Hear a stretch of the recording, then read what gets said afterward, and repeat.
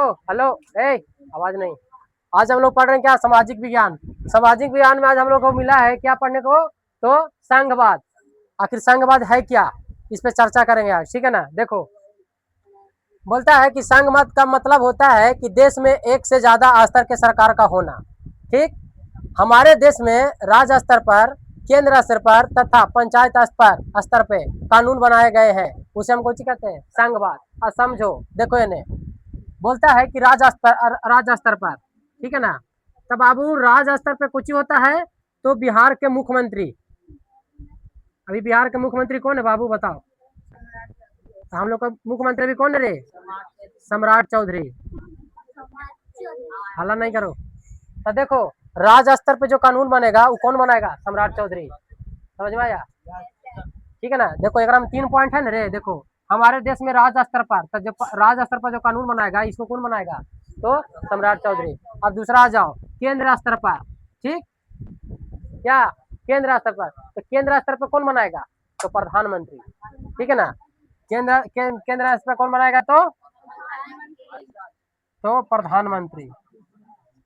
ठीक है ना। अब इधर आ जाओ पंचायत स्तर पर, तो पंचायत स्तर पर कानून कौन बनाएगा, तो जैसे हम लोग के वार्ड पार्षद है, नगर निगम के वार्ड पार्षद कौन, रणधीर राजा मुखिया जी है हमारे, है ना। तो पंचायत स्तर पे, पंचायत जो स्तर पे जो कानून बनेगा, ठीक है ना, उसको कौन बनाएगा। तो जैसे ऐसा नहीं कि मैंने मुखिया के हाथ में सब कुछ पावर है, ठीक है ना, लेकिन जो फॉलो करवाएगा कौन करवाएगा, तो वार्ड पार्षद हमारा मुखिया है ना। तो हम लोग को जो संघवाद में पढ़ना है, हमारे कानून कितना स्तर पे काम करता है, तो 3 स्तर पे। राज्य स्तर पे कानून बनेगा तो उसको कौन बनवाएगा, तो सम्राट चौधरी। फिर है कि केंद्र स्तर पर जो कानून बनेगा उसको कौन बनवाएगा, प्रधानमंत्री। और जो पंचायत स्तर पर कानून बनाएगा, ठीक है ना, जैसे हम लोग अभी नगर शासन में आते हैं, हम लोग को जैसे थाना उना, थाना उना का रूल फॉलो करते हैं ना हम लोग। जैसे किसी के घर में लड़ाई झगड़ा हुआ तो हम लोग कहाँ जाएंगे, थाना के पास जाएंगे ना। जब थाना थाना वाला नहीं सुनता है तब ना आगे जाके कार्रवाई होता है। थाना नहीं मानेगा फिर कोर्ट जाके केस करेंगे, कोर्ट नहीं मानेगा तो हाई कोर्ट जाएंगे, हाई कोर्ट नहीं मानेगा तो कहाँ जाएंगे, सुप्रीम कोर्ट चल जाएंगे दिल्ली। सबसे छोटा कोर्ट कौन है, सिविल सिविल सिविल कोर्ट। तो सिविल कोर्ट जो है ना, वो हर एक जिला में है, ठीक है ना, जिला बाई जिला। तो हम लोग के जो सुप्रीम अथी कोची है, जो हम लोग को ये जो कोर्ट है गया में, तो कौन कोर्ट है, हाई कोर्ट है कि सुप्रीम कोर्ट है कि सिविल कोर्ट है, तो सिविल कोर्ट है। छोटा मोटा हम लोग का जो कानून बनेगा, है ना, तो मान लेते हैं किसी को उल्लंघन किया, तो ये जो कानून जो उल्लंघन किया उसका केस कहाँ जाएगा, तो सिविल कोर्ट में जाएगा। ठीक है ना। जैसे दशहरा पूजा में डीजे बजाने पे बंद था, बोल दिया था ना कि आदेश आया है कानून को कि मतलब डीजे नहीं बजाना है, किसी तरह का शोर शराबा नहीं करना है। तो अगर मान लेते हैं किसी तरह का डीजे उजे पकड़ाया, ऐसे हम ही लोग जो सरस्वती पूजा बैठाए थे तो उतनी माना था ना, वीडियो दिखाए थे ना कि कितना धर लेके चल गया शोर शोर शराबा पे। अभी विश्वास करोगे, बोलबा में कांवड़ यात्रा के लिए झारखंड से इसका डीजे गया था सार्वजनिक के, ठीक है ना। उसको बोल दिया कि तुम्हारा जो हाइट है वो जमीन से कितना है, 12 फीट से ज्यादा है, तुम नहीं बजा सकता है। समझ में, उसका जैसे डीजे गया उसे घुरवा दिया। तो डीजे बजाने का भी एक रूल है, अगर हाइट से नापोगे नीचे से ऐसे, तो ऊंचाई कितना होना चाहिए, 10-12 फीट जमीन से, तो उसका 12 फीट से ज्यादा हो गया। बोला कि अपना डीजे जैसे लाओ है उसे घुरा के लेके जाओ, अलाउ नहीं दिया बजाने के लिए। अब ऐसा चौड़ाई कितना फीट, 10 फीट, चौड़ाई में कितना फीट, 10 फीट, अब ऐसे में कितना 12 फीट, तो 10 बाई 12 रहेगा ना तब भी डीजे बजा सकता है। ना तो अगर बोला कि अगर 1 इंच भी बढ़ेगा तो डीजे खुलवा के सीधे थाना में लेके चल जाएंगे, नहीं तो बोलेंगे वार्निंग दिए हैं तो लेके चल जाओ। ऐसा समझ में। तो जैसे मान लेते हो छोटा मोटा केस होगा तो कौन समझेगा उसको, सिविल कोर्ट, है ना। अगर सिविल कोर्ट से नहीं होगा तो ट्रांसफर करेगा कहाँ, हाई कोर्ट। और जब हाई कोर्ट से भी नहीं होगा तो कहाँ जाएगा, सीधे सुप्रीम कोर्ट, कहाँ, दिल्ली। ठीक है ना। अब देखो दूसरा क्वेश्चन नंबर दूसरा, बोलता है कि संसदीय शासन पद्धति से आप क्या समझते हैं, ये आखिर है क्या संसदीय शासन पद्धति। तो बोलता है कि लोकतांत्रिक शासन की वह व्यवस्था जिसमें कार्यपालिका अपनी वैधता विधायिका संसद से प्राप्त करती है और उससे के प्रति उत्तरदायी होती है। इसमें राज्य का मुखिया कौन, राष्ट्रपति, नाम मात्रा का होता है। नाम मात्रा मतलब कि खाली आप आदमी खड़ा है लेकिन आपको से कोई राय नहीं लिया जाएगा, आप हाँ बोलिए तैयो सही, ना बोलिए तैयो सही। समझ में, उसको बोलते हैं कौन ची, नाम मात्र के। तो नाम मात्र के को मुखिया कौन बनता है राज्य के, तो राष्ट्रपति। अच्छा तो हर एक राज्य का मतलब जो सीनियर होता है कुछ होता है, राज्यपाल होता है। अभी हमारा राज्यपाल कौन है, मनोरमा देवी की राज्यपाल बनाए। बिहार का राज्यपाल का नाम बताओ। राधा कृष्ण नहीं रहेगा था, सीपी राधा कृष्ण ऐसे करके कुछ नाम है ना, सीपी राधा कृष्ण ऐसे करके नाम है। ठीक है ना, वही है ना राज्यपाल। एक पीछे भी कौन था, मोहम्मद अरीफ खान, वही था ना। ठीक है ना, अभी चेंज हो गया है। देखो इधर देखो, लोकतांत्रिक शासन के वह व्यवस्था जिसमें कार्यपालिका अपनी वैधता की विधायिका संसद से प्राप्त करती है। संसद में कौन कौन बैठता है, मुख्यमंत्री, है ना। फिर हाँ, मनोरमा देवी, एमएलए एमएलए सब कहाँ जाके बैठेगा, संसद में बैठेगा। अपने अपने अति को मांग किसको से करेगा, अपना अपना राज्य के प्रधान अति मुख्यमंत्री से करेगा। और मुख्यमंत्री किसको से मांग करेगा, प्रधानमंत्री से। है समझ में। जैसे संसद में जब वहाँ क्लास लगता है तो सबको लगता है, उन्हें प्रधानमंत्री है ऊंचा टेबल बैठा है, और ऊपर ऊंचा टेबल कौन है, राष्ट्रपति, और ऊपर कोई है ही नहीं।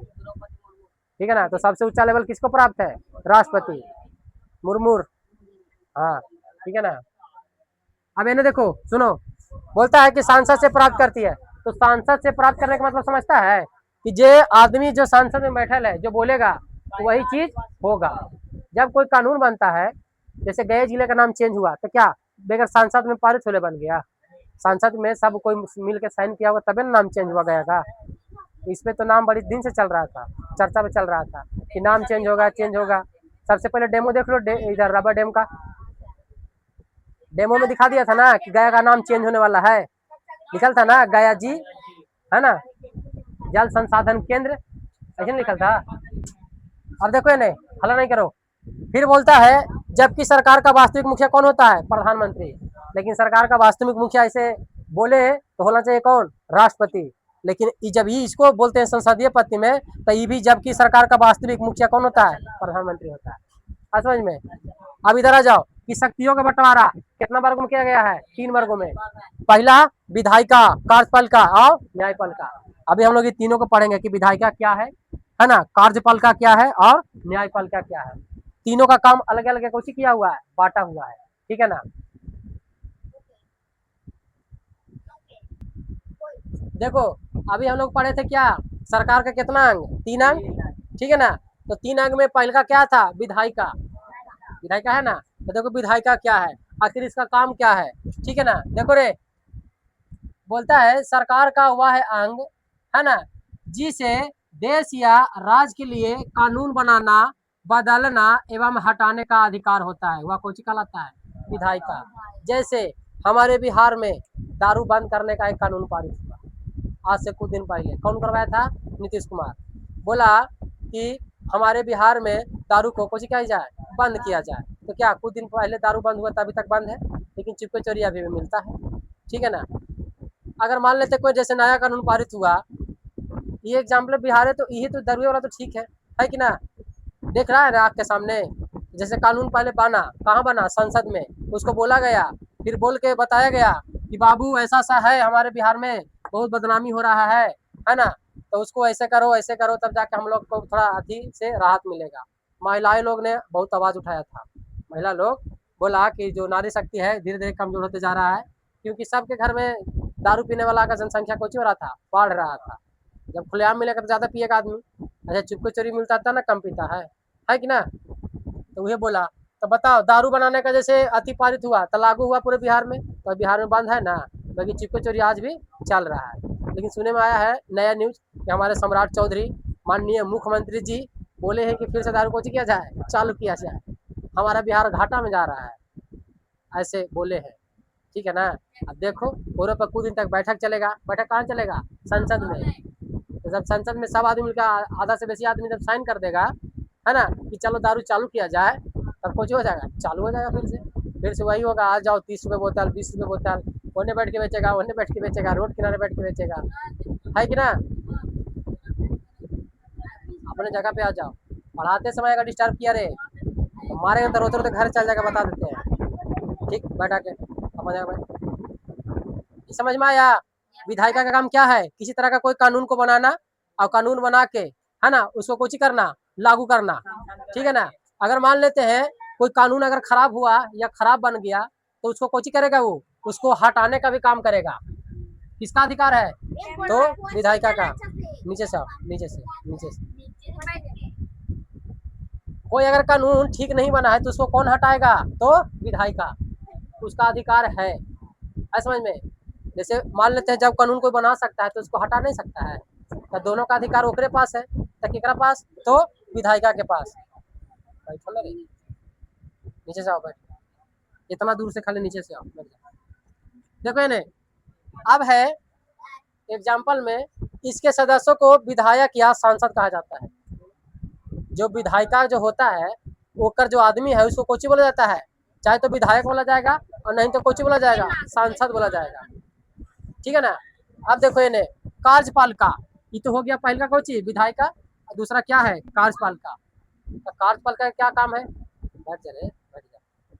कार्यपालिका का काम है बाबू, बोलता है कि यह सरकार का वह अंग है जो विधायिका द्वारा बनाए गए कानून और नीतियों को देश और राज्यों में कुछ करता है, लागू करता है। एक आदमी है जो कानून बना दिया, लेकिन उसको लागू करने वाला कौन होगा, तो कार्यपालिका। ठीक है, जैसे मान लेते हैं दारू बंद करने का तो कानून बन गया होगा, लेकिन उसको लागू कौन करवाया होगा, तो कार्यपालिका। ठीक है ना। जैसे मान लेते हैं दारू बंद होने के कानून कुछ दिन पहले बन के हमारे संसद के बीच आ गया, तो कार्यपालिका को बोला जाएगा आप अपने बिहार सरकार से बोलिए कि जाके इसको बिहार में कुछ किया जाए, लागू किया जाए। ठीक है ना, कि आज से दारू कोची बंद। ठीक है ना, तो लागू करवाने का काम कौन करवाता है, तो कार्यपालिका। ठीक, अब देखो ये सुनो एक चीज और, कार्यपालिका को कितना स्तर पर बांटा गया है, 2 स्तर पे। ठीक है ना, कार्यपालिका को कितना स्तर बांटा गया है, 2 तरह के कार्यपालिका। एक है कि जो राजनीतिक कार्यपालिका जिसको अस्थायी बोलते हैं, जो आज है तो कल नहीं रहेगा। मान लेते हैं अगर कुछ गलती किया तो उसको आज भी हटा सकते हैं। ठीक है, इसको कोची बोलते हैं, अस्थायी। जैसे संविधान सभा के 2 अध्यक्ष बने थे ना, है कौन कौन, एगो डॉक्टर सच्चिदानंद सिन्हा जो अस्थायी अध्यक्ष बने थे, उसको 2 दिन के लिए रखा गया था।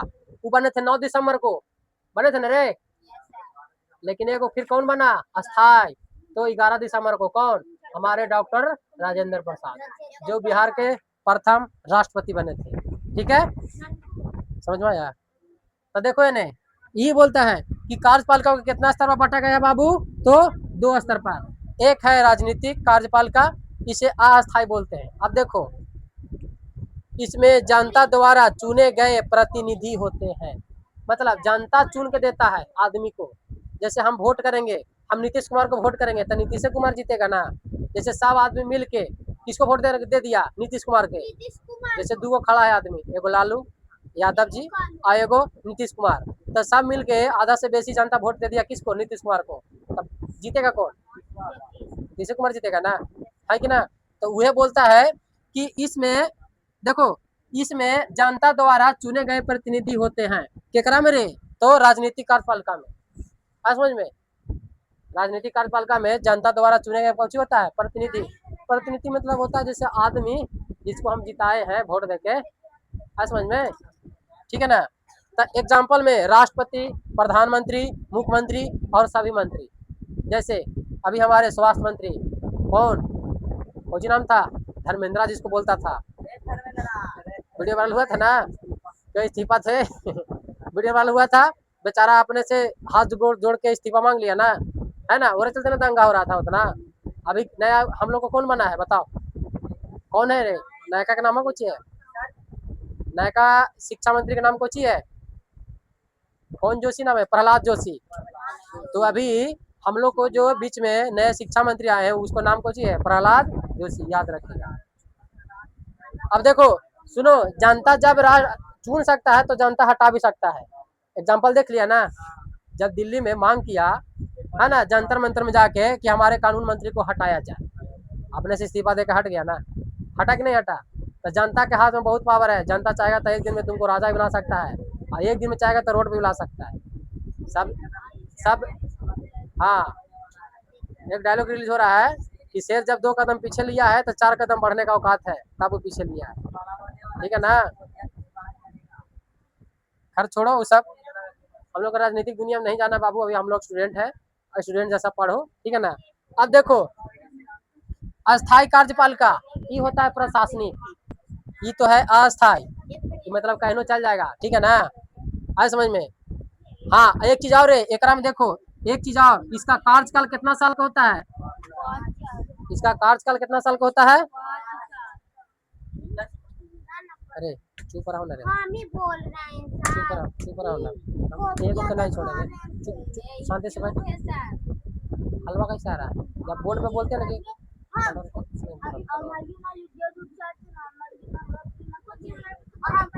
रहा है हमको क्या है। रोकना।